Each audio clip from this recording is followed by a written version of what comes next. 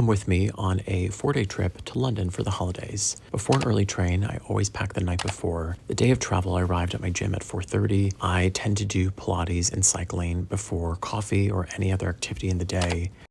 Shortly after I went home, I showered, packed up my remaining items, said goodbye to the house, and then traveled to Edinburgh's Waverley Station at 8 a.m. It was already quite busy. They have a beautiful big tree in their central atrium. It was only after my first coffee of the day that I realized I left my American wallet at home, so I had to rely on Apple Pay and my passport for the next 4 days. Oops. I arrived at my train at 9 a.m. for a 9:15 departure. I had to do one last outfit check, of course. Once I made sure everything was looking good, we boarded. We were on a local train from Edinburgh to London, so we made about 15 stops, but plenty of time to look at the scenery, read my book, and then many more hours to read my book, as we had several delays throughout the train ride.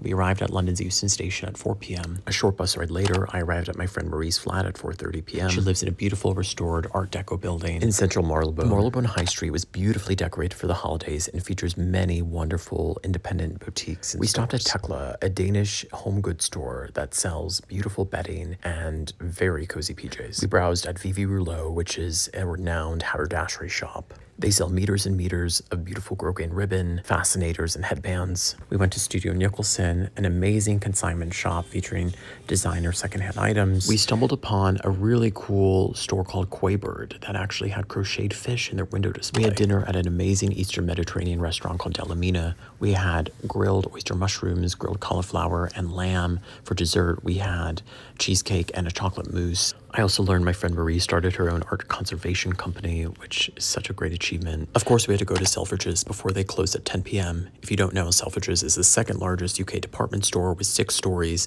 540,000 square feet of retail space. It is a phenomenal place to window shop. I got to see the Loewe Louis Wain capsule collection, which was so exquisite. We, of course, had to make a stop in their Christmas shop. The window display this year is inspired by classic Disney, with all the favorites, including 101 Dalmatians and Peter Pan. Then we made a late-night pit stop at the Langham Hotel for a nightcap. Crowned Europe's first grand hotel after its opening in 1865, the Langham has hosted esteemed guests such as the Prince of Wales and has been the setting for several Sherlock Holmes novels. They have very inventive drinks, beautiful chinoiserie decorations, a jazz singer. Then it was time for bed. See you tomorrow.